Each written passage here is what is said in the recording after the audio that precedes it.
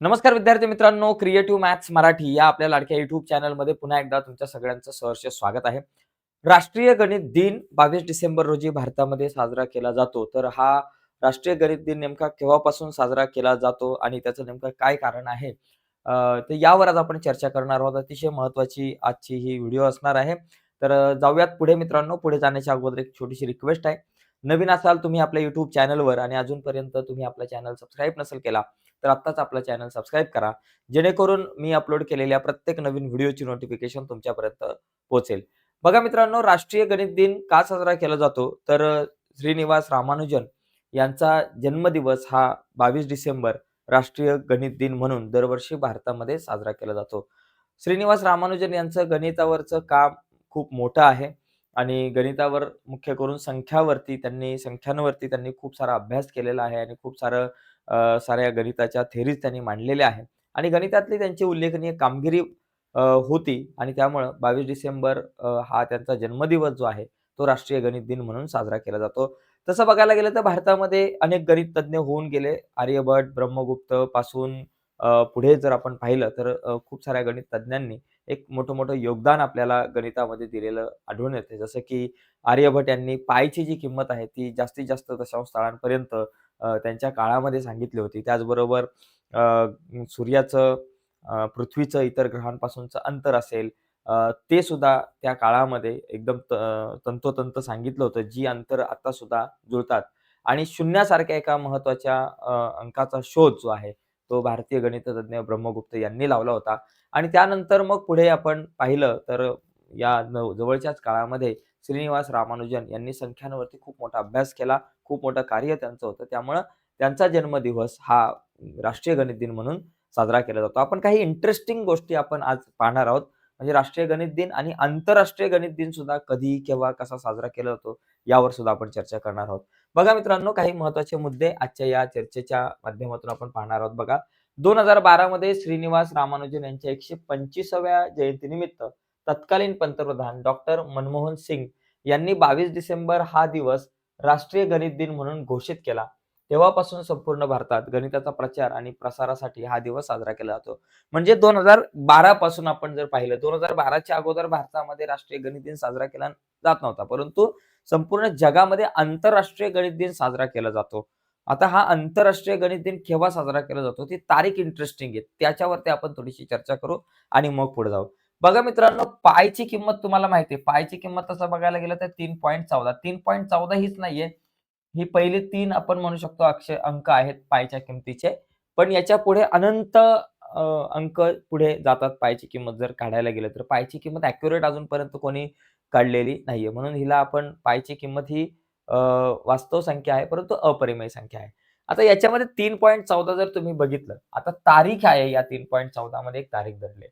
आता आजची तारीख तुम्ही म्हटलं 22 डिसेंबर. 22 डिसेंबर ही तारीख मी कशी लिहिणार? 22/12/2025 म्हणजे पहिली तारीख लिहिली आणि नंतर महिना लिहिला. काही-काही ठिकाणी बऱ्याचदा असं सुद्धा लिहिलं जातं, पहिला महिना लिहिला जातो. 12वा महिना, 22 तारीख आणि 2025 असं लिहिलं जातं. काही ठिकाणी पहिली तारीख लिहिली जाते. सॉरी, पहिला महिना लिहिला जातो, नंतर तारीख आणि आपल्याकडे जनरली आपण पहिला तारीख लिहितो, नंतर महिना. मग जसं ह्या 3.14 ला सुद्धा पहिला महिना लिहिला, नंतर 14 तारीख लिहिली, तर काय होईल? तिसरा महिना आणि 4था तारीख, 14 तारीख. तिसरा महिना कुठला आहे? तो मार्च आणि 14 तारीख म्हणजे 14 मार्च हा दिवस आपल्याला मिळतो. हा 14 मार्च जो दिवस आहे, तो दिवस जागतिक पाय दिन किंवा जागतिक गणित दिन, आंतरराष्ट्रीय पाय दिन किंवा इंटरनॅशनल पाय डे किंवा इंटरनॅशनल मॅथेमॅटिक डे म्हणून 14 मार्च हा दिवस साजरा केला जातो आणि 14 मार्च हा इंटरनॅशनल मॅथ डे साजरा करण्यामागे ही पायची किंमत आहे. म्हणजे पायच्या किमतीवरून हा जो आंतरराष्ट्रीय गणित दिन जो आहे, तो साजरा केला जातो. ही गोष्ट आपण सगळ्यांनी समजून घेतली पाहिजे. तर अशा प्रकारे आंतरराष्ट्रीय गणित दिनाचा विषय आहे, की आंतरराष्ट्रीय गणित दिन हा दरवर्षी 14 मार्च या दिवशी साजरा केला जातो आणि भारतामध्ये राष्ट्रीय गणित दिन आपण जो साजरा केला जातो, तो आपण 22 डिसेंबर या तारखेला साजरा केला जातो आणि हा साधारणतः 2012 पासून सुरू झालेला आहे. 125वी जयंती होती श्रीनिवास रामानुजन यांची आणि तेव्हापासून हा दिन आपण साजरा केला जातो. आता श्रीनिवास रामानुजन यांच्याविषयी थोडीशी माहिती आपण बघूयात, की यांचा जन्म 22 डिसेंबर 1887 मध्ये तामिळनाडूमध्ये मधील इरोड येथे झाला आणि गणिताची त्यांना खूप आवड होती लहानपणापासूनच. म्हणजे गणितांमध्ये त्यांना खूप चांगले मार्क मिळायचे. जसं की गणितात म्हणजे कॉलेजच्या वयामध्ये असताना तर गणितामध्ये त्यांना आउट ऑफ मार्क मिळायचे. परंतु बाकीच्या विषयांकडे त्यांचं दुर्लक्ष व्हायचं. बाकीच्या विषयात ते नापास व्हायचे, पण गणितामध्ये त्यांना चांगले मार्क मिळायचे. त्यांचा गणितातला अभ्यास हा खूप चांगला होता. आता ते गणित सोडवत असताना कसं करायचे, म्हणजे कुठेही म्हणजे एखादं तिकीट जरी भेटलं रेल्वेचं, त्या तिकिटावरती म्हणजे रेल्वेचंच नाही, कुठलं एखादं तिकीट जरी साधं त्यांना भेटलं, एखादा कागद जरी मिळाला, तर त्या कागदावरती ते गणितं सोडवत बसायचे. आणि गणितं सोडवत असताना आपण कसं पायऱ्या-पायऱ्याने गणितं सोडवतो. पहिली पायरी, दुसरी पायरी, तिसरी पायरी, चौथी, 5वी, 6वी काही-काही गणितांना 10 पायऱ्या लागतात सोडवायला आपल्यासाठी. परंतु रामानुजन यांचं कसं पहिली पायरी, पहिल्यानंतर ते डायरेक्ट तिसऱ्या पायरीवरती यायचे. दुसरी पायरी मनातल्या मनात कॅल्क्युलेट, तिसऱ्यानंतर डायरेक्ट 7व्या पायरीवरती, 7व्या डायरेक्ट 10व्या पायरीवरती. मधल्या पायऱ्या आहेत ना, त्या डोक्यामध्ये कॅल्क्युलेट करायचे. त्याच्यामुळे त्यांनी त्या काळामध्ये जी काही गणितं सोडवून ठेवलेली आहेत, त्यांच्या पायऱ्या समजून घ्यायला आताच्या गणित तज्ञांना काही अडचणी निर्माण होतात. म्हणजे पहिल्या पायरीनंतर ते डायरेक्ट 4थ्या पायरीवर आलेले आहेत. मग मधल्या 2 पायऱ्या नेमक्या कशा आणि ही 4थी पायरी कशी आली?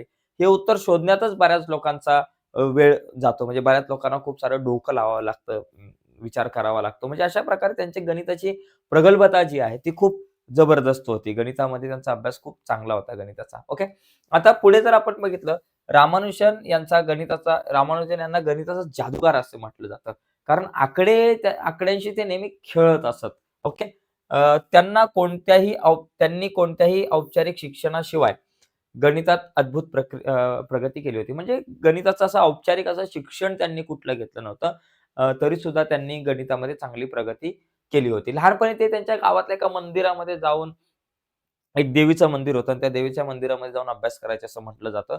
पुढे बघा त्यांनी गणितामधील नंबर थिअरी, इन्फिनिट सीरीज आणि मॅथेमॅटिकल एनालिसिसमध्ये त्यांचं मोलाचं योगदान होतं आणि रामानुजन क्रमांक आपण म्हटला जातो 1729 हा रामानुजन क्रमांक आहे. तर हा रामानुजन क्रमांक का? बघा मित्रांनो, त्यांचे गुरु आपण म्हणू शकतो हार्डी जे आहे ते त्यांचे गुरु होते. त्यांचे गुरु होते. म्हणजे हार्डी यांच्याकडून गणित शिकण्यासाठी ते गेले होते युरोपमध्ये. परंतु हार्डी जे आहेत, रामानुजन यांच्या गणिताच्या अभ्यासातून म्हणजे त्यांच्या गणिताच्या ज्ञानातून हार्डी सुद्धा खूप प्रभावित झाले होते. आणि हार्डी रामानुजन यांना नेहमी सांगायचे, की तुम्ही गणितं सोडवत असताना ती गणितं योग्य पायऱ्या-पायऱ्यांनी सोडवावीत. परंतु रामानुजन काय करायचे, पहिल्या पायरीनंतर डायरेक्ट तिसरी पायरी, तिसऱ्यानंतर डायरेक्ट 7वी पायरी, 7व्यानंतर 10वी पायरी, अशा पायऱ्या-पायऱ्यांनी जायचे.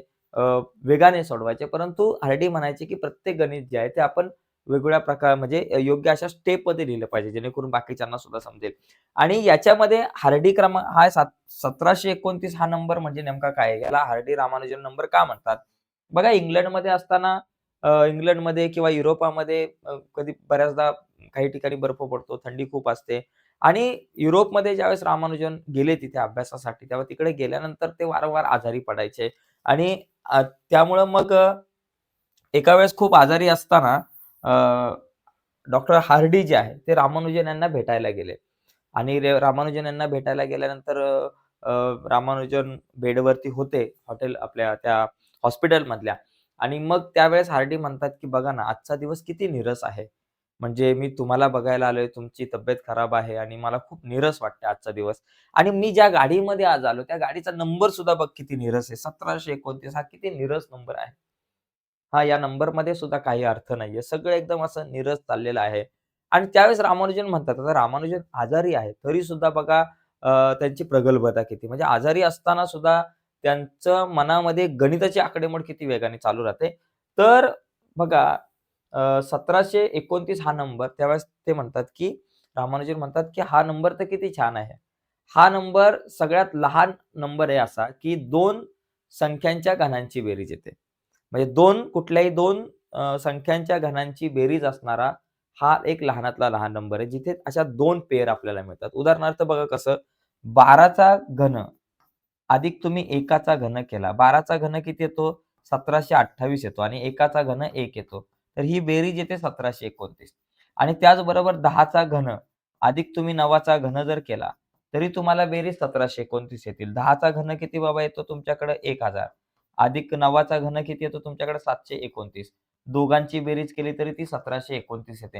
म्हणजे अशा प्रकारे त्यांनी सांगितलं, की म्हणजे तिथे तिथे त्यांनी सांगितलं म्हणजे हा नंबर ज्यावेळेस त्यांच्या समोर आला गाडीचा, पटकन रामानुजन यांच्या मनातून हा विचार आला, की बाबा हा नंबर किती छान आहे बघा. म्हणजे 2 अशा जोड्या मिळतात आपल्याला, की त्या 2 जोड्यांमधल्या त्या 2 संख्यांच्या घनांची जी बेरीज आहे, 2 संख्यांच्या घनांची बेरीज आहे, नैसर्गिक संख्यांच्या घनांची बेरीज, ती आपल्याला 1729 असल्याचं आपल्याला पाहायला मिळतं. आणि आपण आजारी असल्यावर आपल्याला कुठं काय आठवतं का? आपण आजारी असल्यावर आपल्याला काय आठवत नाही. आपल्याला गणित जाऊ द्या, आपले जे आवडते जे विषय आहेत ते सुद्धा आपल्याला आठवत नाही. परंतु श्रीनिवास रामानुजन यांना बऱ्याचशा गोष्टी आठवायच्या. गणिताचा त्यांचा अभ्यास खूप चांगला होता. दुर्दैवानं खूप कमी वयामध्ये ते आपल्याला सोडून गेले. आणखी जर काही वर्ष जर ते जगले असते, तर कदाचित खूप चांगली कामगिरी त्यांनी गणितामध्ये केली असती आणि आपल्या देशाचं नाव सुद्धा खूप उज्ज्वल झालं असतं. तर मित्रांनो, आजच्या या चर्चेमध्ये इथेच थांबूयात. राष्ट्रीय गणित दिनाच्या तुम्हा सर्वांना मनापासून हार्दिक शुभेच्छा. नक्कीच तुम्हाला आजची ही व्हिडिओ आवडली असेल, तर व्हिडिओला लाईक करा. नवीन असाल तुम्ही आपल्या YouTube चॅनलवर आणि अजूनपर्यंत आपला चॅनल तुम्ही सबस्क्राईब नसेल केला, तर आत्ताच आपला चॅनल सबस्क्राईब करा आणि त्या बाजूला असलेलं बेलचं बटन दाबायला विसरू नका. जेणेकरून आम्ही अपलोड केलेल्या प्रत्येक नवीन व्हिडिओची नोटिफिकेशन सगळ्यात अगोदर तुमच्यापर्यंत पोहोचेल. बाय मित्रांनो. धन्यवाद सर्वांना.